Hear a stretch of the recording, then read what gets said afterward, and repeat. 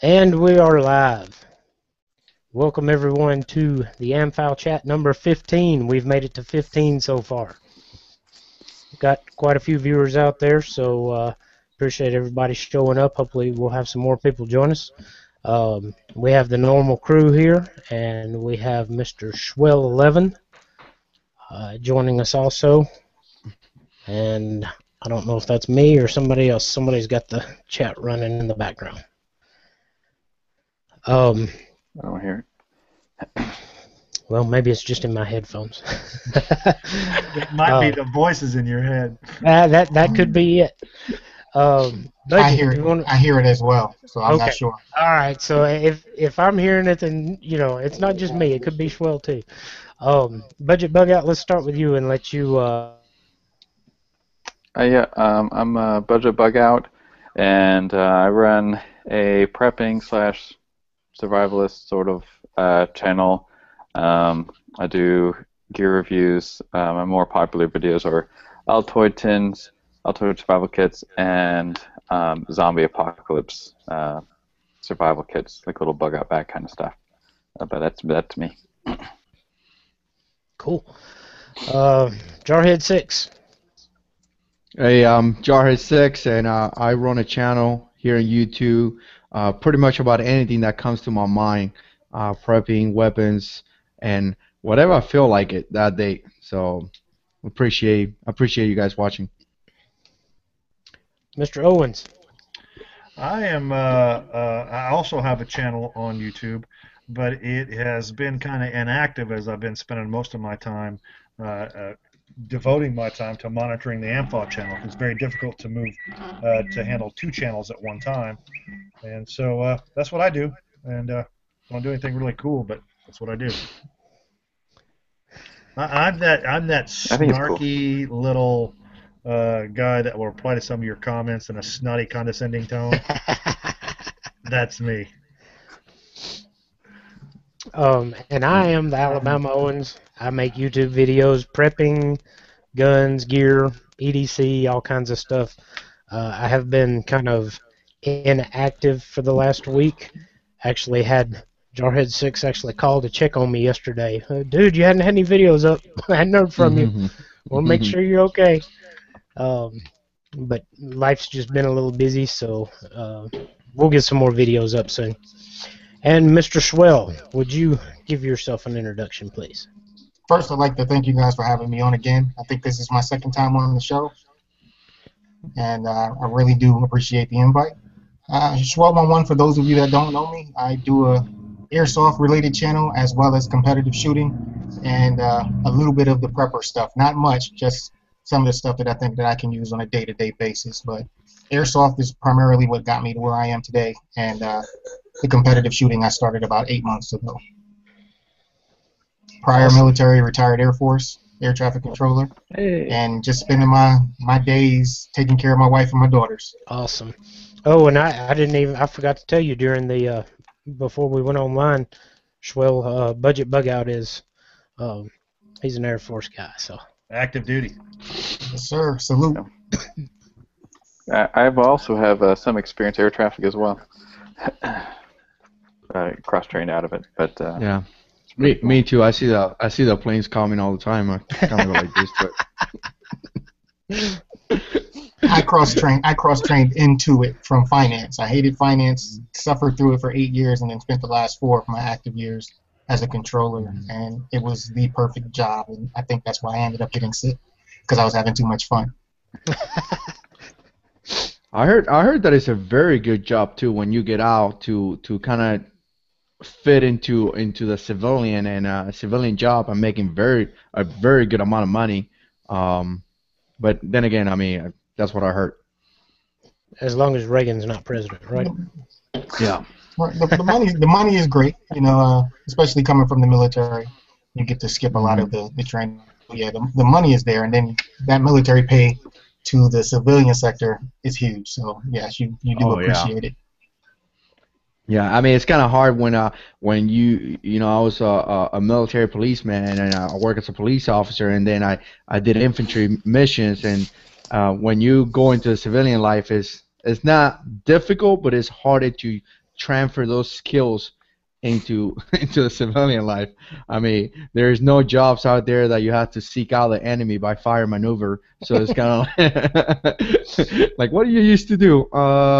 Okay, but I mean, when you get into the higher jobs, you know, you start getting into administrative things and things like that, that does transfer into the civilian life. So I got kind of lucky on that. But yeah. All right, before we get too far in, Bible verse for tonight.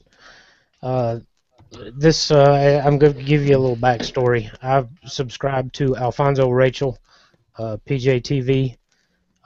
If you're not subscribed, great conservative commentator. I think anybody that likes our show would probably enjoy Alfonso Rachel's work. Also a musician, has a great band.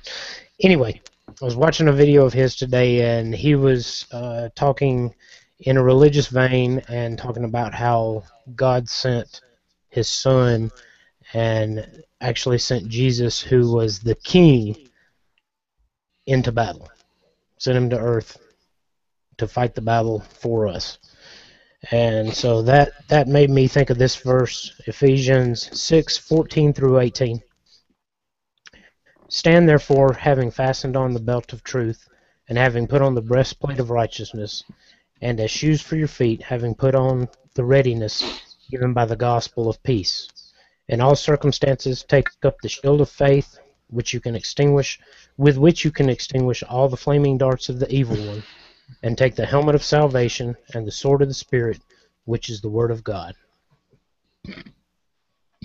Amen. And I thought that was a good one because, you know, we talk a lot about, in as far as prepping and weapons and everything, having our gear together, having our battle rattle ready, and there it is from the good book. Yep. Well, we have a 9-year-old viewer tonight. Oh, cool. That's my nephew Matthew is watching from Houston, Texas. So he's probably the youngest one we got on. So glad you get to be there with me, Matthew. And I'm noticing in the chat box that we have our first non-administrator that has received their AMFAW t-shirt. Gary Mandovan said he got his t-shirt, liked it. Yeah, I sent him both styles, and because he didn't specify when he ordered, he said he wanted one. He didn't specify which one. Budget Bug Out is wearing the black style, and the Alabama Owens and Jarhead 6 are both wearing the green ones. And I have them, and I'm not even wearing one. So I literally walked in the door 30 seconds before this thing kicked off. I'm saving my green one for the video that I'm doing, the giveaway announcement video I'm doing this week. No, you announce your giveaway, and you wear the green one, and then when they win your giveaway, I'll get them one out. So that's how we roll. Yeah, well, I figured I'd wear the green one for the chats since I film in front of a green screen. I mean, I like the black one because it makes me look. The black one makes me look skinnier, but I guess no, it don't. It just I don't know if your wife's being nice to you or what, but no, it's just I'm just saying. All right, SHWELL, since you've got you started out with YouTube as being primarily a airsoft channel. Do you mind spending a little time talking to us about that? I know you kind of covered that with us the first time you were here, but we've got several new people that watch that weren't watching early on, Right. and like to hear, how you got into airsoft and how it has kind of transformed into other things. Yeah, Well, as I mentioned before, I was in the military, active duty Air Force, 12 years, and on that 11th going into the 12th year, I passed out at work while talking to a plane. That led to a hospital visit, which led to cyst being removed from my spinal cord. It was actually crushing my spinal cord. And after that surgery, things just got worse, and they couldn't figure out what was wrong with me, so they medically retired me. And I struggled for a year and a half with that situation because I was medically retired, but it was almost like I was just thrown to the side. I didn't get any guidance on what I needed to do there, who I needed to talk to make sure that I was taken care of. My retirement pay as an E5 was terrible. So, you know, I struggled a little bit. I happened to find a doctor in the VA who was able to help me. They put some tubes in my head, and things got better from there. I was able to actually leave the house, talk, do things. But the year and a half that I was sick, I turned into a homebody. And my friends, my family, everybody saw me deteriorating right before their eyes. So one of my guys came to me and said, you know, you were in the military. You seem to be living a great life. You love what you were doing. I think you should come and try airsoft with me. And I thought, you know, when I was active duty, I had seen airsoft. I'd seen the kids around bases playing it, and I always got a little laugh, like, look at those guys dressing up to be like us. You know, and when he said it to me, first, you know, I brushed it off and said, no, there's no way I'm going to dress up and act like what I used to be. But he came to the house with one of the airsoft guns one day, and it looked sick. We went in the backyard and plinked around for a little bit, and I was hooked. You know, it was, wow, this what I call the toy gun is really a replica, a one-to-one of the real deal. And though I was in the Air Force, though I did finance and air traffic control, I got to spend a lot of time with security forces because I did augmentee duties, and after September 11th, I spent a lot of time doing a lot of that training and stuff with those guys. So the gun bug was there. I was always fascinated with guns. So it took me to my first airsoft event. Everybody was decked out with this stuff. Some of these guys had better gear and equipment than the active duty military guys that I worked with side by side. So, you know, that appealed to me. It made me want to get out of the house. And what started out as a small get me out of the house every other weekend to play airsoft turned into an addiction. You know, there's no better way to describe it. Everything. I would get up every day and think airsoft gun I can buy, or the next airsoft gun I can fix, or how I can get and play airsoft every day, how I can become involved. Purchased my first gun, and it broke. And I went to YouTube for help, and then noticed that there were a lot of guys doing videos on tech work on how to fix these airsoft guns. And I thought, well, I don't have anything to do. It's just me and the dog here. Let me, you know, keep myself busy. Let's just make some videos so that I can share my experiences with everyone.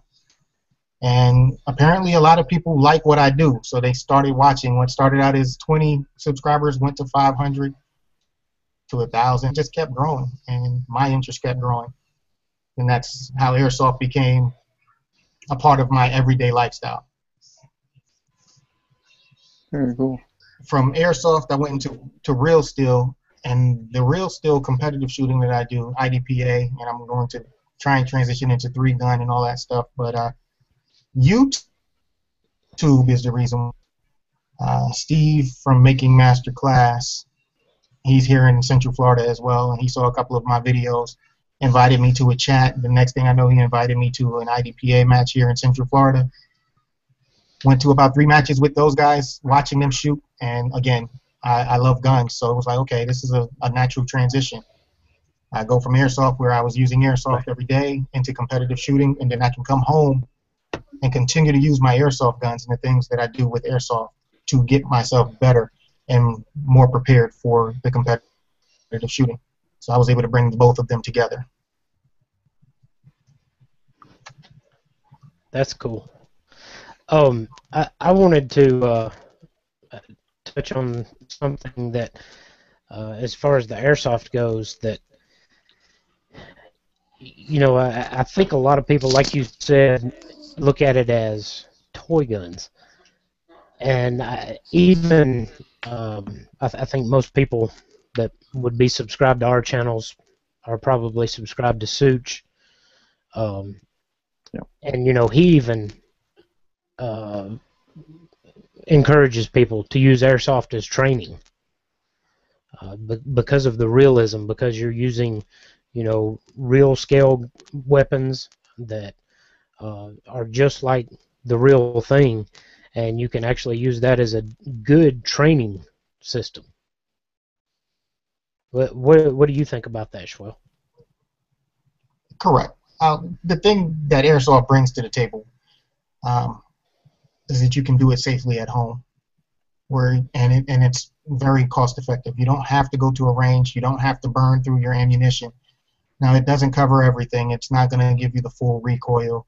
Some things just aren't as real, the real steel. But again, this gives you something that you can do in between those opportunities to go out and shoot your real steel guns and get that practice in there. Like I can come home, take my 1911. I carry a 1911 every day for concealed carry.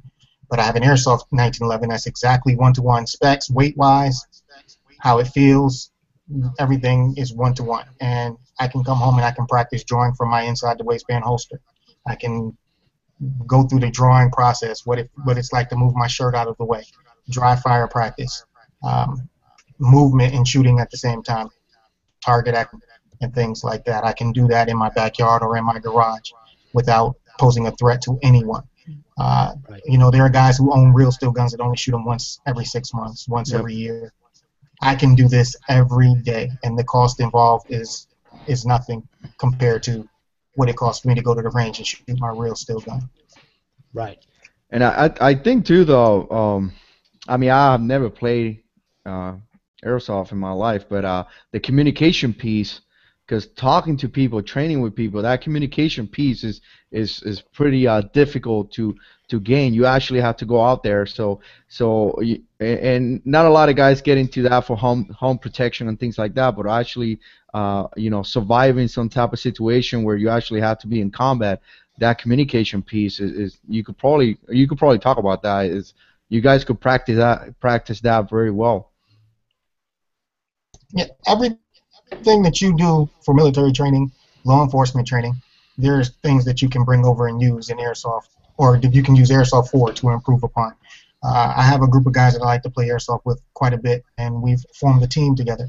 Now, if we all have the time and we can make our schedules work, we can always get together and go out there and practice movement, communication, different drills and just practice that stuff over and over and over again. The thing that airsoft gives you is flexibility on where you go and you practice.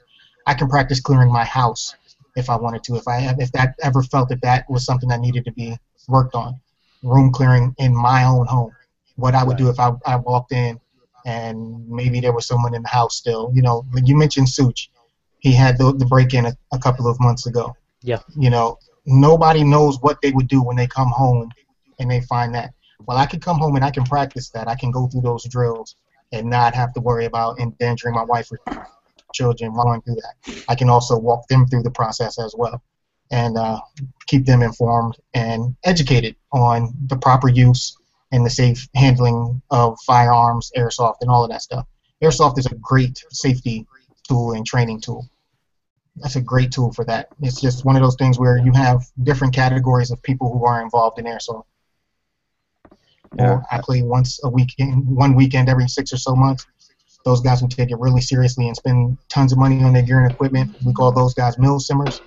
And then there are guys like me who like to dabble in all of it and enjoy it for what it is. I keep a airsoft target at the end of, well, I'll put it up occasionally. I can't just keep things out in the end of the hallway. My wife won't let me, but I like to put it up my little airsoft target. You know, it whenever it hits it, it slowly rolls down into the little tray. So I can kind of practice like what it would be like if I were to, be shooting at a target kind of in my hallway, defending my home front if someone broke in, through the door or whatever. And it's funny because whenever I was cross training out of air traffic, I was also an augmentee. In fact, some of my videos where at the end of whatever, sometimes I'll have a picture of me kind of armed up doing my augmentee duty. And the airsoft pistol that I use is the M9, the Beretta M9, because that's what we would arm up with as augmentees.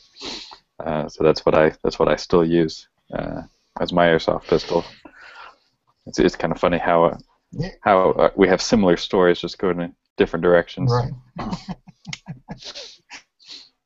The airsoft community or industry, however you want to look at it, is growing steadily. When I first started 5 or 6 years ago, M9s, 1911s, the run-of-the-mill popular guns were what were available. Now you can get almost everything that's on the market. They have Glocks.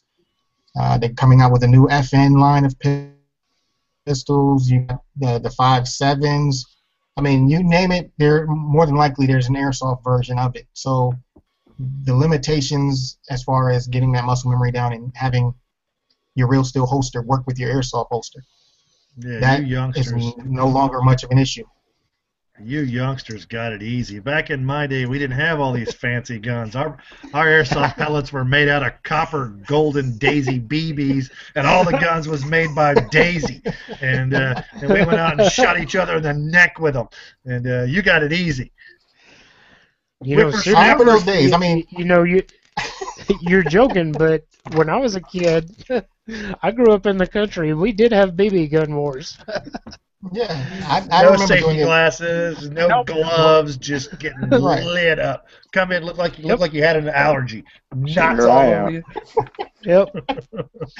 The That was only the- rule that we had was you couldn't use that's what we anything were- but Red Riders. That's it. Right. That's it. Daily Shooter made a good point too. He said, it's also a great way to get the next generation into guns and shooting. Start them out with airsoft, and then move them up to 22, and then just keep progressing them. If you watch, And it is. I'm exposed to a lot of young players, and we go to these games, we go to these events, and you see the 12-year-olds, all the way up to 60 and 70-year-olds out there playing. But one thing I do notice is that these young guys, they love the guns, and they can tell me more about the guns than I've ever experienced myself. And I've owned quite a few guns. They hit you with all the specs. They can tell you who designed it, why they designed it, who the #1 purchaser is of those firearms. And I mean, part of it is airsoft. Another part of it is the video game culture with the Call of Duty games and stuff like that. But Right. that also helps because it spills over into airsoft, where these kids are out playing these video games, and their parents want to get them off the couch. They can come out here and play. I was at work today, and we were standing around talking to a fella, and the guy that I say we is my boss, and he's a MARSOC Marine Corps vet, and we were talking about how back when we were younger, and folks in their 40s can certainly remember this. Folks our grandfather's age, it wasn't uncommon at all to see them old guys walking around with this purple stripe on their thumb. And that was the M1 thumb. That come from loading those old M1s from the top and having that bolt slam all shut on you. And it's funny how you don't see that anymore, but everybody still kind of knows what it is. Especially guys in that are veterans. And yeah, it's a long way from BB guns and 22s and M1 thumbs to airsoft. We've bridged that training gap now, so you don't have to slam that bolt shut on your thumb. I don't think anybody's going to get an M1 thumb off an airsoft gun, huh? Well, you never know. They're a lot of them are one-to-one, especially the gas-operated ones. A lot of the parts are just as heavy, and they bring back. You'll have some of those guys that have experiences like you just mentioned, and they'll pick one up, and sure enough, they'll slam their thumb. Well, it's just like the real thing, and that's the thing for them. It's like it brings back those memories. Yeah, I don't want those memories. I have a scar. I'm not kidding you. To this day, right here on my thumb. Now, any of you guys that are familiar with the M60 machine gun, to disassemble that thing, you take the bolt and the bolt carrier group out of the thing, and they were always slimy and oily because you kept them clean. You kept that lubed up. Well, the thing was spring-loaded and it had a sharp edge on it, and if you let go of it, that spring-loaded part of the bolt would slam forward, and that's what this cut is. And I've had that cut on my hands for 30 years. I've had that scar right there, and that is from an M60 bolt. That's the most legit scar I probably got.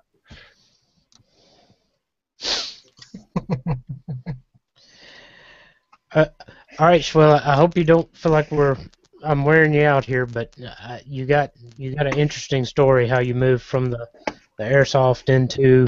How did you make the transition from airsoft to competition shooting? Steve making masterclass, he was a huge part of that.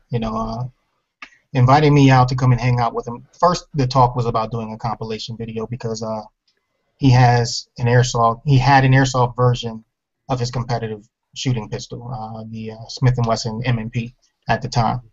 And knowing that I do the airsoft stuff, he said, "Hey, maybe we should work together and do a couple of videos together." And I thought that'd be great. And he was like, "Well, why don't you come on out so we can introduce each other, meet each other personally, and you come, we can hang out a little bit at one of these matches." So I go down to the match. The first time I took my wife with me, because if I can go out to see something and experience it, and she experiences it with me and she enjoys it, or sees that the people that are involved are great people, I don't have to ask for permission. I can just tell her I'm going again, and she's like, "Okay." Smart So man. we go Smart out there. It man. was a great time. Yep. So went to 3 matches. I watched. I just watched because with my health and my physical limitations, I never thought that competitive shooting was something that I could do. I'm not one of those guys that's embarrassed or feels pressure to perform in front of people. That wasn't it. It was just, you're going out there, you're shooting real steel, which costs money. 5,000 BBs is $15. 5,000 rounds of ammo, that's a few $100s. So there was a huge difference there. But I had the guns, I had the gear, I had all the equipment. I just wasn't sure I had the skill. And it convinced me that, you know what, nobody's going to judge you. Come on out here and have some fun and enjoy yourself with us. And, at the time I was looking for something outside of airsoft just to change paces a little bit. And after those matches and watching those guys shoot, I thought, why not? Let's go ahead and give this a shot. I went out to a classifier, and I've been in love ever since. Like I said, the transition was quite easy because I had all of the equipment and all of the gear already. I did have to buy a new pistol. I ended up going with an M&P 9 for competitive shooting because most of the other firearms I had were limited capacity, such as my 1911 or like the Baby Desert Eagle that I've showcased on a couple of videos. I never thought that that would be a good competitive firearm, at least not up until now. This week I've made a decision to try and use that at my next match because it's actually a CZ clone, and the CZs perform really well out there. So just going to these matches in the community, the guys in the community, everybody was open-armed. Everybody wanted to help. They wanted to give me information. They wanted to help me out. If I had a question, no one shied away from pulling me to the side and explaining things to me. If at one of the matches I was doing something incorrectly, there was a line of guys ready to point me in the right direction, ready to fix my gun or ready to tell me wear my equipment this way or do this or do that. And when you're around a good group of people like that, you can't help but to admire it and want to keep coming back and keep exposing yourself to it. Just like you guys, just like, after the chat, if I wasn't happy, I probably wouldn't have accepted this one. So, Well, we appreciate the YouTube community, for the most part, mirrors like the local shooting scene. You're gonna have one or two guys here or there that don't get along with one or two guys here or there, but the community is big enough, and there are enough of us in that pool where we can find and we can hang out with and communicate with on a regular basis. Right. Okay, I promise just one more question, and I'll let you have a break for a minute. But I don't mind. I really don't mind. I don't mind at all. He is the guest, so feel free to interview him. Yeah, well, he knew the job was dangerous when he took it. SHWELL and I, we have a lot of communication offline through Facebook and everything. So I kind of, SHWELL's one of our guests that I feel that I know a little bit more about. So,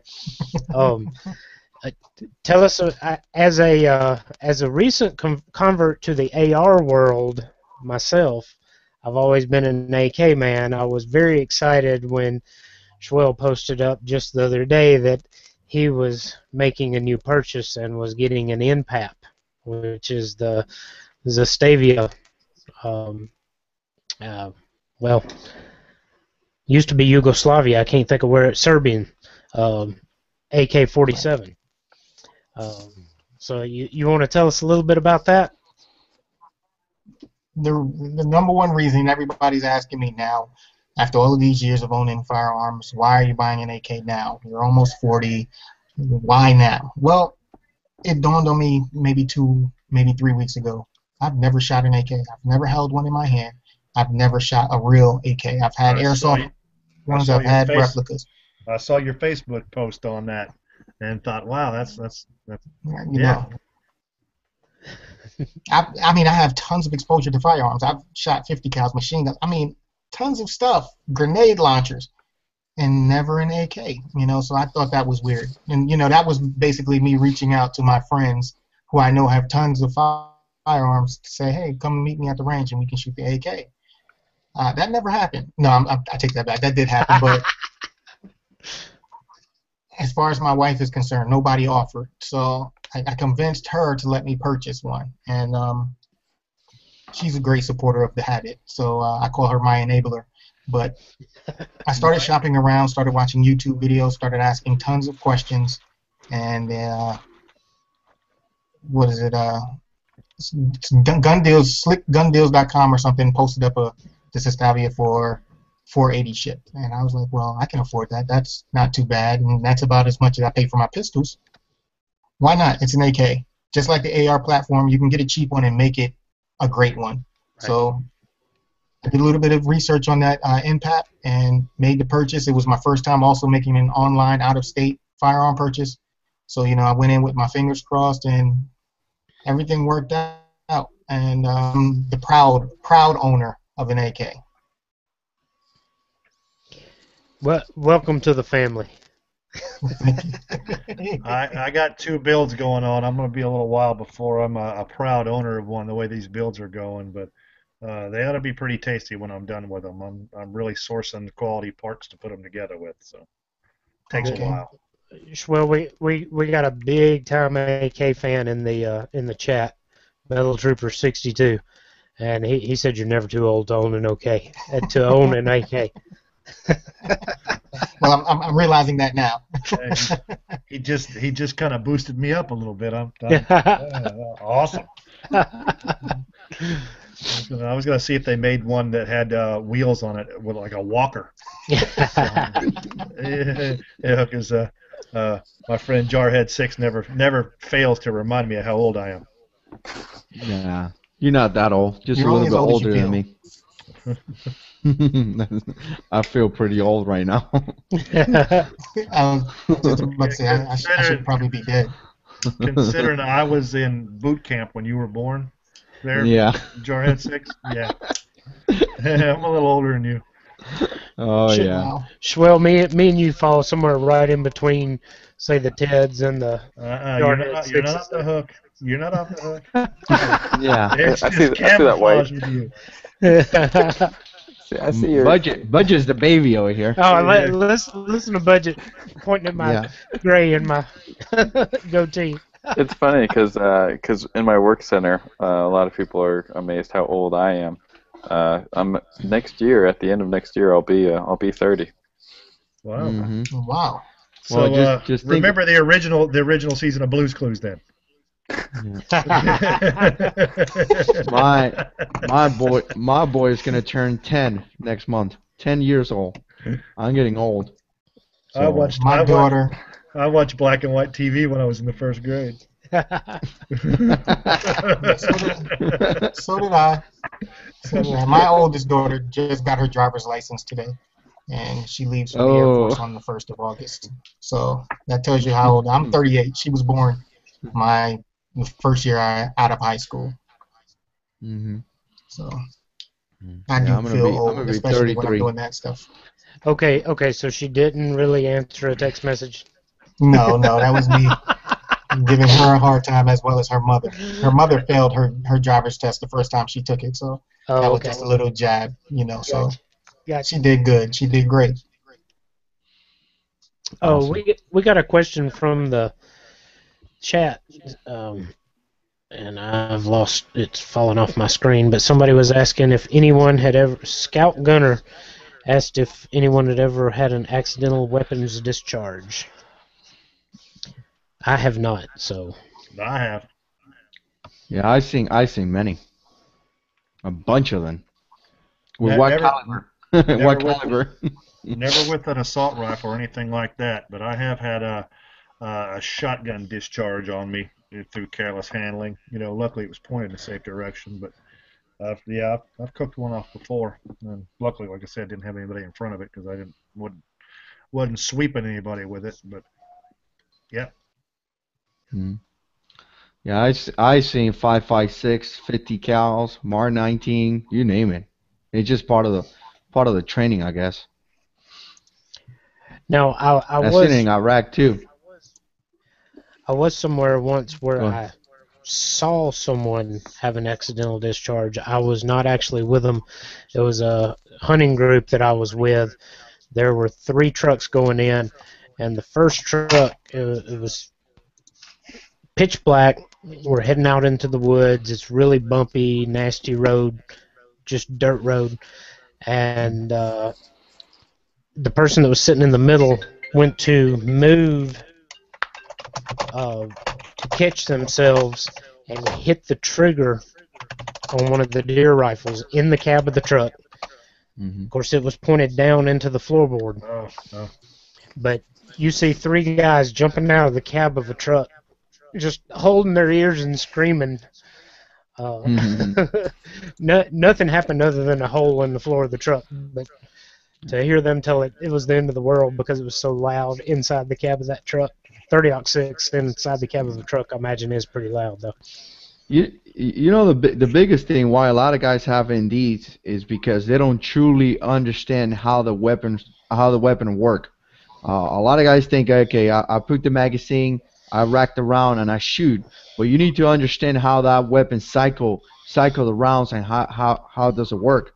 Like for example, the 240 Golf or 240 Echo, whatever they have nowadays, or um, it's an open ball weapon, meaning that you put the rounds and you rack it back, so the bolt is all the way to the rear. So when you squish the trigger, it shoots, it comes forward, picks up a round, and it shoots a bunch of rounds. Fully automatic weapon. A lot of guys didn't understand that, and that's one of the weapons that I saw more NDs with, because a lot of guys, they have the weapon condition 1 loaded, ready to go with the bolt to the rear, and then you tell them, hey, go condition 4 or clear the weapon, and instead of taking the rounds out, and Ted probably knows, maybe you know what I'm talking about, they squish the trigger and they ride the bolt home. They do the same thing with the M249. And when you bring that bolt home, the firing pin is out, and boom, you're gonna shoot rounds. So a lot of guys don't really understand how the weapon works, and that's why they have NDs. It's kind of like an equation. You have to understand how the weapon cycle and do training and all that stuff that we always preach. I Um, just realized that Scout Gunner there is is our old friend. So I didn't catch the name change, but I saw the icon on there, and Oh, is it? Okay. yeah. So I do have your gun finished, and I will bring it to you this week. I promise, there, Scout Gunner. So glad you're in here with me. I didn't catch the name change when it happened. I haven't even seen his name in the comments. Yeah, he's been with us almost from the beginning. And Schwell, I noticed that you the one thing that is crap, that's not what I meant to do. The one thing that's bad when you have the comments to the right is it's the old system, so it doesn't allow links. I just attempted to put your channel. Yeah, it's in the description box for Okay. the live chat now. I added it to the bar just so that they could see it if they needed to go check it out. But it's youtube.com/swell11. No C.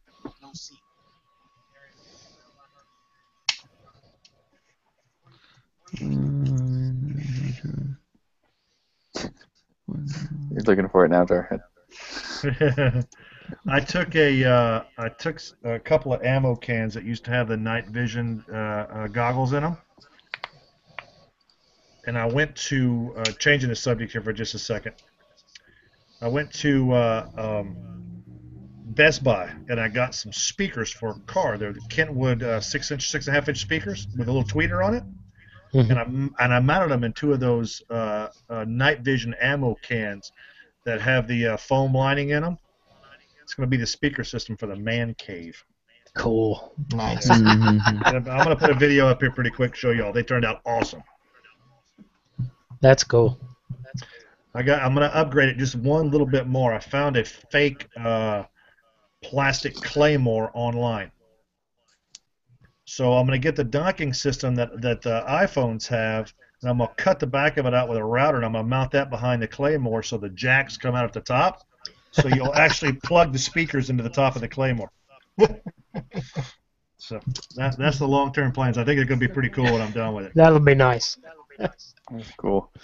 Hey, we do have a question from Uzi, but before we get to that, I want to tell you something that I thought was kind of funny. So as you all know, I'm starting to volunteer with the Red Cross, and there's a lot of different trainings that you have to go through. There's the orientation training, and then there's, if you want to do a certain thing, then you have to go through those overview trainings and then continue doing trainings, and then responding. I'm going to be doing disaster. Volunteering, responding to like house fires and things like that, or deploying to disaster zones and things like that. But so I was at the overview training for the disaster preparedness training, and the person who was teaching it, because it's an overview, a lot of different types of instructors can teach it, but the person that was leading it is a person who's in charge of this region of the state of preparedness for the Red Cross. So her job is to go around training people how to be prepared for disasters. That is literally what she's paid to do. She's one of the few, Red Cross who's actually paid. So here I am, budget bug out, sitting in this class where she's teaching me, and there's another volunteer, and then there's a couple instructor students. They're looking at they're at the class to kind of learn how to instruct, and so they're like, okay, let's introduce ourselves, and so the lady, she introduces herself, just someone wanting to help out the community, and then like, okay, and what is your name? And I was like, hey, my name is Marty, and what? And I just kind of talk about how I was raised by my dad, who's very preparedness minded, and my hobby, although it sounds strange, is to be prepared. I'm not a doomsday prepper, but I refer to myself as a practical preparedness person. And then I just kind of kept talking, because she kept wanting me to keep talking. She was like, keep going, and so I just kept talking, and I thought she was just going to think it was really weird. But like after the end, I even told her that I have a YouTube channel. My plan is to take what I learned from the Red Cross and share it with others so they can be better prepared as well. And at the end, she's like looking at the other instructors, and they're kind of talking over, and they're like, you are a miracle. Like, you are a godsend. Like, we can definitely use you in the Red Cross. After this is over, I definitely want to talk to you some more and get you in touch with this person who's in charge of this and this person who's in charge of this. So if y'all aren't kind of talking with the Red Crosses in your area, that could be something that I've never heard of any other preppers do that. That this is something, a good way for us to share what we are learning, reading, or seeing other people post videos, or forums, or what other things that we're acquiring, basic information that we think is common sense, even, and we can actually help the community. Not just share with the YouTube community, but actually help your local community as well.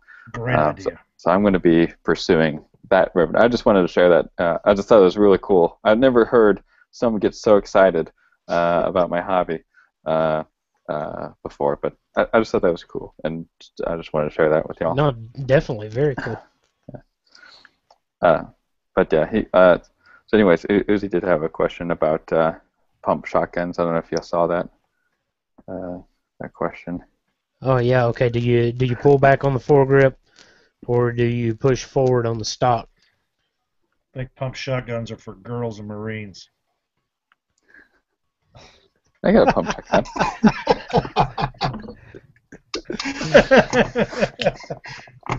He didn't hit. He didn't bite on it. I thought he was going to have something to say. He's been quiet over there tonight. No, I was laughing, but I was on mute, so it took me a second. Laughing or muttering something angry. Wow, I cannot believe you said that, Chad. Yeah, I wasn't expecting that from you. So I can maintain You know- a semi-auto. I don't need a pump. I just pull the trigger and Yeah. it does the work for me. It's a lazy man's way. I personally, I pull back on the foregrip every time. Me too. Of course, I grew up bird hunting, so that's the way I've always done it. Is he talking about when it cycles? Yeah. What it's being shoot? Yeah. Whenever I shoot, although I don't have as much experience, but in some of my videos, I show the little clip of where I shoot and then I pull back as the recoil is hitting, and then I push it back up Right. whenever I'm going back to aim, and I keep doing that, Well, turkey season's getting ready to open up, and I made a pilgrimage Sunday to the Cabela's near Baton Rouge, and I got my new choke tube for the little Winchester 20 gauge I got. Now you guys are going to see that come up on the channel here pretty quick, because this old gun, is a beat up, abused POS duck hunting gun that literally got abandoned at my house like 8-9 years ago. My sons don't even know where this gun come from. It just showed up and no one ever claimed it. So I held it and I cleaned it and I picked it up and I thought someday one of the boys' buddies are going to come back and say, hey, I left my shotgun over here, but they never have. So now I got a new turkey gun, and so I'm gonna get after it, and I'm gonna kind of camo it up a lot like my my ACR. You guys have seen my ACR video. Mm-hmm. So I'm going to camo it up like that and get it ready for turkey season this year. And I'm going to put a new choke tube on it and kind of get it like gobbler slaying ready. Yeah. So you're taking the easy way out, going turkey hunting with a shotgun. Ted, I thought you'd be like old K-bar user and going out with a 22. Yeah, that'll get you put in prison in Louisiana. that's as illegal as it gets down here. Yeah, I'm pretty sure the same here too. Of course, he's an old Army guy, and he believes in those targets of opportunity. And he saw it. He had a 22, and he thought, Yeah. 10-cent 22 shell, 20-pound turkey, win-win for Uncle Tom. Yeah. And not Tom Turkey either. And what is going on with his beard? You guys have seen that crazy, freaky, hippie Santa Claus beard he's got going on? Keeps getting bigger. Hey, I dig it. I dig it. It's cool. And you know what? I think this is the first time ever I haven't seen K-bar user comments, so he may not even be watching tonight. He's not, but he'll watch it and throw something up later on. So, He might be watching, like, eating his cereal and looking. It's like, you son of a... He did say something to Jarhead 6 on one of Jarhead 6's videos. Says, you're a pretty nice guy. I don't care what Ted says about you. Oh yeah. Because Jarhead 6 had sent him a Marine Corps 8-point hat. Yeah. And 8-point cover. he was digging on it. And I told him, I said, man, if Stormin' Norman could see that, he'd jump up out of the grave and slap your liver out. He really liked the green one. He was like, oh, it looks sharp. Yeah. So. But Tom was Army, right? Yes. That's why I say. Yeah. That's why Okay. I put in the comments that it was sacrilege for him to be wearing an 8-point. Tom was Army Green Berets, Special Forces. Yeah. So he wasn't just regular Army guy. He was a Special Forces guy. Right. So he's done a lot for this nation. He's a great guy. I'm digging the beer, by the way, Tom. I wish I could do it, but my wife, she doesn't let me. So Well, it is what it is. I wish I could do it, but I got too much American Indian in me. It just doesn't come in. Nah. You kind of grow that white trash meth lab beard. Exactly. That's Yeah. what I get. And Yeah. after about a month, my wife's like, if you don't shave that, you're going to move out. The only thing he Yeah, just sends a Larry the Cable Guy T-shirt. Talking about yeah, and a pair of Velcro tennis shoes. Yep. yeah. Yep. I do the same thing, man. After like 3 weeks, 2 weeks, my wife is like, "You gotta shave." So Yeah. Jarhead 6 Scout Gunners jumping on you too. He said Yes. well, he was going to join the Marines, but he had a high school diploma, so he was overqualified. I you added know on to what? that too. I Ah. I'm gonna sit down here and just take it because we all know. Actually, you know what? I won't even talk back to Ted and some of this old school army guys because back in those days, army was pretty hardcore. But nowadays, I don't know about that.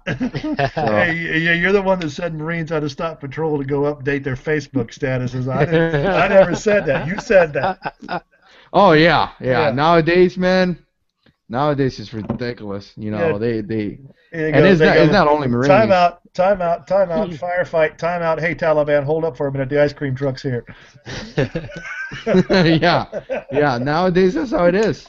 I mean, it's ridiculous. You see these guys and they deploy in combat and checking the Facebook. I mean, I went to the war in 2003 in Iraq, and we didn't have Facebook status back then. I mean, we didn't even have a shower in 3 weeks. So I mean, 3 months. So Yeah, that's it is what it is, man. On an So unrelated note, I was in Disney World last summer, and we were walking down Main Street, Disney World, right? You got the castle, Cinderella's castle straight in front, and you got Tomorrowland, one way front, never Smoke been there. Mountain over there. Well, I mean, it looks like a postcard. Like you're walking down here, right? So I'm getting off, the monorail or tram or whatever it was. In front of me, there's this lady on Facebook looking at other people's Facebook statuses. Now I was like, you're in Disney World and you're looking at what other people are doing. And you just showed up to Disney World and you're like, oh, what's Billy doing? No, they should be wondering what you're doing. You're Disney World. Come on. Yeah. that's why, man. That's Swell's area. You know what the Army calls Disney World? Hmm. Bagram Air Force Base. Uh, I knew it was coming. I knew it was coming. It was a matter of time. I haven't been there, but I heard about it. It's like, Hey, that base got over. You said Bagram in Afghanistan? yeah. Yeah. Didn't you say that they had like hot food, hot showers, and a Oh real yeah, store man. and McDonald's and all that? I went to one of the bases. I went to one of the bases that I won't say the name, but for OPSEC. But I was actually there, and I wanted to go to eat, and they have 4 different chow hall. Each one was like the Chinese one, the Italian one, the this one, and I was in shock. I was in Afghanistan getting shot at, and I flew there for like a day to go into a different operation, and you telling me that you have 4 different chow halls with different categories. It was crazy. And then they could actually wear civilian attire. So me being a jarhead hardcore motivator, I stopped 2 guys and I was like, hey man, what are you doing here? Let me see some ID card or something. We're in Afghanistan, and they were actually allowed to wear civilian attire. But I mean, it is what it is. We weren't allowed to wear civilian attire. So um, some guys actually go and fight the war, and some other guys actually go on a vacation. I So never in any time we got on an aircraft to go somewhere else, uh, never took civilian clothes with us. oh yeah, The only thing close to well that was our PT shoes and we we took civilian attire just in case we had to fly back for emergency issues. Um, but other than that, Marines are not allowed to be in uniforms in the civilian sector. I know the Army is allowed to, but Marines are not. And when I flew back from Afghanistan because I was in Afghanistan for 12 months. Uh, when I got off, we were supposed to get off the military plane, change in civilian attire, and then go into this commercial plane. But when we got off, it was like the plane was actually waiting on us, so they made us run into the commercial plane. And so I'm thinking the whole time, somebody's gonna scream at me, somebody's gonna scream at me. And I sit down in the plane, and next to me is this guy, a sergeant major in the Marine Corps. Because we were flying to the base, and the first thing the sergeant major say, hey, Double Doc, what are you doing in camis? And I said, Sergeant Major, I'm coming from Afghanistan, and we didn't have time to change over. And he was cool about it, but you do see the Army hanging around in uniforms, which I think is a big upset, man. I don't know why the Army does that. They shouldn't, but I mean, the Air Force does the same thing. You guys hang around in camis like it's cool. Hey, Guys, I went to an amusement park one time, and an Army guy was there in uniform. I've Easy. never. Put them up. So I'm okay walking around Walmart picking some milk up on the way home. But Yeah, he was probably an air traffic controller down there at the helicopter base. Yeah. Oh, I see. Self-respecting grunt's gonna wear I see what you're camouflage. doing. Yeah, but you know what? It doesn't even matter if they're in camis or not, because to tell you the truth, 90% of the military guys are hanging around with cool-looking packs and name tapes and like American flag and this and that. So you give it They up look- anyway. They Dark look Jack. like it even in civilian clothes. Yeah. Yeah, Even in civilian exactly. clothes, you I look mean, the part. So. like you could stand in that airport and you could be like, all right, that guy's in the Army, that guy's a Devil Dog, this guy's in here, Mhm. just according to the haircut. Yeah, guilty. I get that So- all the time. Yeah. I get it. I even do all it now that I'm a civilian. I'm still wearing a pack with the American flag, in my pack. Our friend Scout Gunner, you don't ever have to ask him. You can tell by looking at him he's ex-military. It's just Yeah. some of us just kind of fit that role. I get it all the time. And of course you could tell who the Marines are because we just we had that discipline. So Yeah, Just that's what it is. It's the discipline that gives you away. yeah. Go with that. If that helps you sleep, go with that. you could tell the Army guys because the belly. I'm just saying. Well, you tell me if that's the case. I'm a giveaway. No, I liked it Yeah, because me too. they got the old saying about how the Navy calls them helos and the Army calls them choppers and the Air Force calls them whirlybirds and the Marine Corps just point to the sky and scream in fear. Hey, and in the defense, that's what I did. I hate flying. I told you guys that already. I hate flying. So Like I said, our friend Scout Gunner rode one to the ground. Rode one to the ground. We're gonna have to get him on here and have him on the panel one night and ask him to share that experience because the story is amazing. I'd love to have that. I'll talk to him and see if we can't get hey, him you know in what? here. Guys, we're I had a we're question. oh, Are go we ahead, John. are we coming off already? Yeah, we're already No, over. all right, we're good then. All right, guys.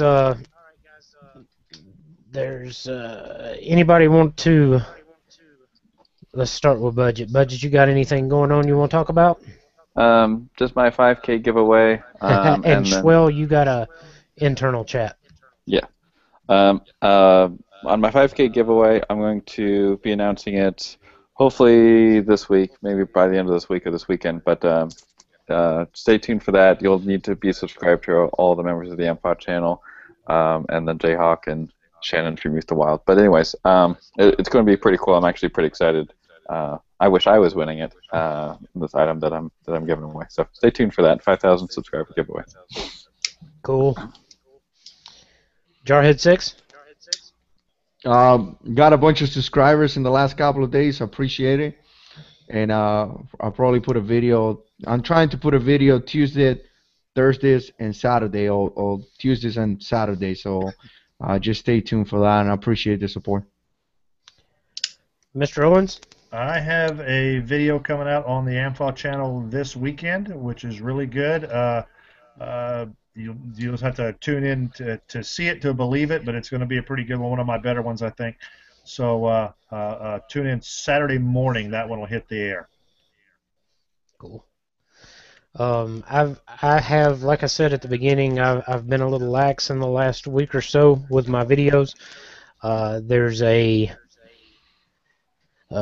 friend of all of us, JJ Reality Survival, did a awesome knife review, and so he has kind of given me an inspiration that there's a knife that I've been wanting to review, and the way he did this one, I'm gonna absolutely destroy my everyday carry knife, and I'm gonna film it and show it to you guys. So be looking for that. That's gonna probably be my next video. Is I'm gonna destroy my everyday carry knife, but I will get on it and get some more info, some more videos out to you guys. And Schwell, if you want to tell us about anything you got coming up, and then sign us off. Yes, sir. Well, again, thank you guys for having me. It's been great. And I have a couple of videos. I posted up one while we were actually opening this chat. The series on this AK, I'm very excited about this. So you're going to see quite a bit of videos with that. Also, some of my Special Ops Tactical AR are coming up. And I'm working on a project with Making Masterclass that should be starting this week or next. And a few surprises that are going to hit for you guys. And just something that's really, really, really important to me, and that is that all of my friends are warriors, and Budget Bug Out's channel is terrible. Never watch it. Never, ever, ever, ever, ever. But my name is Shwell. I go by Shwell11, and all of my friends are warriors. Thanks for having me on the show, guys. Good night, everyone. Good night, everyone.